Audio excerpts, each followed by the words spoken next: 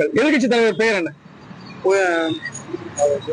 டக்குனு யாருமே சொல்ல மாட்டீங்க. பன்னீர்செல்வமா? ஏங்க ஓ பன்னீர்செல்வம் அவர்கள் முன்னாள் முதலமைச்சர். டக்குன்னு சொல்லுங்க.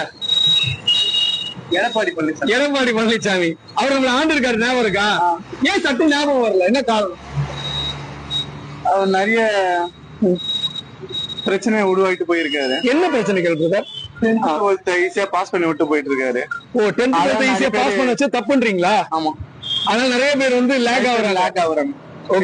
அந்த தவறுகளை எடப்பாடி பழனிசாமி செஞ்சிருக்காரு, இன்னும் அதை நினைச்சிட்டு இருக்கீங்க.